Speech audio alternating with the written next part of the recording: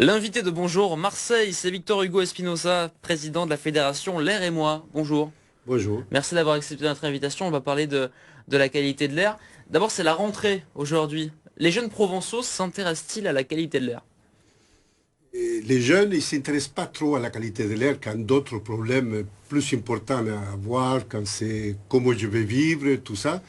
Mais quand même, quand ils sont apprivoisés, quand ils parlent, quand ils commencent à discuter sur la pollution de l'air, oui, ils sont très, très intéressés sur l'avenir de la Terre, sur l'avenir de sa santé. Ils sont très intéressés.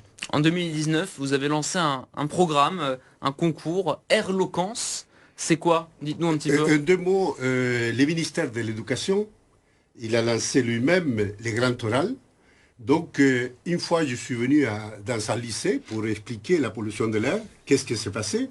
C'est passé que les gens ne s'intéressaient pas du tout. Pas du tout, du tout. Donc, il dit, il y a un problème. Donc, comme j'ai créé depuis longtemps une association qui s'appelle SOS Rire, je vais dire, peut-être par le rire, on va arriver. Donc, on a commencé à faire des concours, des petites cours d'éloquence. On a commencé à jouer avec ces sacs à mots. En deux mots, sont les mots qu'ils vont avoir, chaque lycéen va mettre les mots, donc ils vont pouvoir parler avec leur cœur, donc ils vont commencer à s'amuser, ils vont commencer à rigoler. Une fois qu'ils sont rigolés au niveau de la prise de parole par le rire et la créativité, ils vont comprendre qu'ils peuvent parler. Et à partir de là, avec l'humour, on passe à des choses sérieuses et on les fait parler de la qualité de l'air. Donc les jeunes s'expriment, débattent, donnent aussi leurs opinions sur l'air. Vous faites ça en partenariat avec Atmo Sud. Atmosphère, C'est oui. ça. La prochaine édition d'Airloquence, c'est quoi concrètement au quotidien? C'est quand Airloquence? Une fois par Normalement, an? dans 2 semaines, 3 semaines, on va Ouais. avoir une éloquence dans Marseille Vert ou dans le lycée d'Iderot, par exemple, dans les quartiers nord. Et on va voir aussi un éloquence, un virus loquence. Ça veut dire qu'à partir de éloquence, vous pouvez les faire parler des déchets, déchets Mhm. loquence. Vous pouvez les faire parler du virus loquence. Donc, on voit très bien que vous pouvez les faire parler de tout. Donc, la prochaine, ça va être dans les mois qui suivent. On vous tiendra au courant pour que vous venez voir en direct qu'est-ce qui se passe. La dernière qu'on a fait, grâce à VFM TV aussi, on a fait une à Gap et ça a été super. Vraiment, le retour est magnifique. Un mot sur la qualité de l'air en ce moment dans les Bouches-du-Rhône. Il y a plusieurs pics de pollution récurrents. Comment vous analysez ça? Est-ce qu'ils sont justement de plus en plus nombreux, ces épisodes de pollution de l'air, ou c'est monnaie courante? Déjà, je peux vous dire une chose, on est dans un secteur très, très pollué. Si aujourd'hui on appliquait les normes de l'OMS, aujourd'hui, toute la région Provence-Alpes-Côte d'Azur est au-delà du seuil, toute, 100%.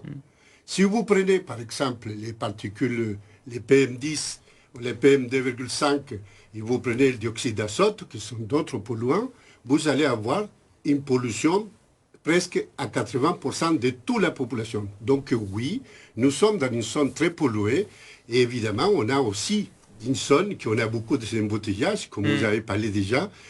L'autre jour, vous avez parlé de presque 1 million de personnes dans une zone inondable. Oui, là, c'est les 5 millions. Mais il y a plus de pollution qu'avant? Plus souvent de pics de pollution? Plus souvent d'épisodes de Ça pollution? dépend de quelle pollution vous parlez. Parce qu'il y a de la pollution sanitaire, c'est la pollution qui est liée à notre santé. Hmm. La pollution chronique, celle qui va nous tuer ou qui va nous rendre malades de petit à petit. Et vous avez la pollution immédiate, comme l'ozone, le dioxyde d'azote, que les gens ils partent directement à l'hôpital. Donc oui, la pollution de l'air, il y a de plus en plus au niveau santé, mais c'est vrai que sur certains polluants, on a fait le nécessaire pour qu'ils soient freinés. Donc on ne peut pas dire. L'important, qu'aujourd'hui la pollution qui nous rend malades, c'est une pollution qui avance et qu'aujourd'hui, beaucoup de gens s'inquiètent. Et pour que vous le sachiez, la pollution il coûte 101 milliards d'euros chaque année à la France. Donc vous voyez que si on mettait l'action politique, la vraie action politique, on pourrait réduire 90 milliards, on pourrait l'utiliser à autre chose, à faire des tramways, à faire des transports collectifs, etc. Le manque de pluie, on voit qu'il pleut pas beaucoup ces derniers temps dans notre département. Les températures qui sont très douces. Tout ça, ça favorise la pollution. Moins vous avez des vents, moins vous avez des Mistral, plus la pollution reste. Et comme vous avez beaucoup des sources de pollution comme les bateaux, vous avez les sources de pollution, les voitures, Hmm. donc évidemment vous avez en plein centre-ville de Marseille, nous sommes en zone rouge. Est-ce qu'on peut un petit peu parler de ce que vous nous avez ramené en Voilà. plateau? Il y a plusieurs objets. En deux mots, bon, ça c'était le sac à mots que je vous ai dit. Ouais.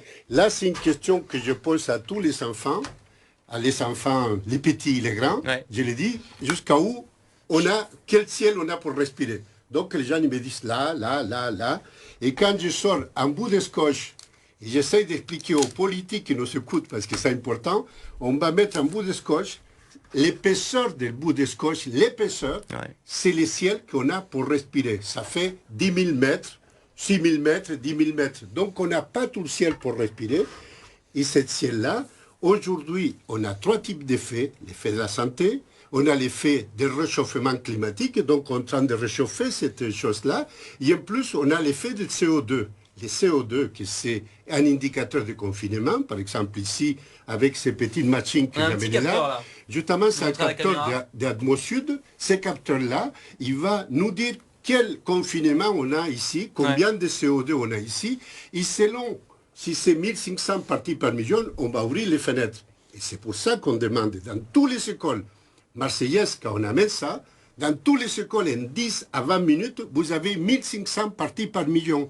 Ce qui signifie qu'il faut ouvrir les fenêtres rapidement parce que vous perdez une concentration. Donc les capteurs d'air, il faut en mettre dans toutes les écoles. Il faudrait mettre au moins dans chaque classe pour pouvoir expliquer qu'est-ce que c'est le CO2, expliquer qu'il faut ouvrir la fenêtre. En plus, si vous avez le Covid, si vous avez le virus, évidemment, il faut encore. C'est pour ça que d'ailleurs, pour cette chose-là, on a envoyé une lettre, Atmosud a envoyé une lettre au maire de Marseille pour lui dire que l'Observatoire est prêt à l'aider avec les milliards d'euros qu'il va donner l'État, justement à Marseille, pour les écoles. Aider financièrement à équiper les écoles de Marseille. Normalement, on a proposé, on n'a pas eu de réponse, mais on a proposé à M. Payan, on a proposé l'aider, parce que l'Observatoire de la qualité de l'air Atmosud, il a 60 salariés, et c'est un des meilleurs qu'il y a dans le monde. Donc je pense que c'est important de travailler avec cet observatoire qui s'appelle Atmosud. On rappelle, Airloquence, c'est ce concours d'éloquence autour de la qualité de l'air dans les écoles, dans les lycées. Dans les collèges. Dans les collèges, évidemment. Il y en a un donc bientôt, là, d'ici 2-3 semaines. Il y a un à lycée Diderot et dans les quartiers sud aussi. Pour parler de la qualité de l'air, qui est évidemment un sujet important qu'on suit aussi sur BFM Marseille-Provence dans l'air du temps. Et peut-être une dernière chose, si on a 2 secondes, cette petite bâche qu'on dit, je pose la question aux enfants, parce que tout le monde parle des P des bâches, les méthanes. Qu'est-ce qu'on peut faire avec ces bâches qui pètent? Bon, déjà, les enfants, ils voulaient très vite pour dire on va manger moins de viande, ou soit on va manger végétarien, comme ça, on ne pousse pas les forêts, on ne massacre pas les forêts à l'autre bout du monde pour manger toujours de la viande et de la viande. Donc, vous voyez très bien qu'à partir de cet objet-là, on peut faire une discussion de 5-10 minutes. Et je finirai pour la pomme. Une pomme de Chili, il fait 12 000 km pour arriver ici. Évidemment, il faut acheter local. Donc, vous voyez qu'avec l'éducation, on peut aller très, très loin. Merci beaucoup, Victor Hugo Espinoza, président de la Fédération L'air et moi, d'être venu nous parler qualité de l'air sur BFM Marseille-Provence. Bonne journée.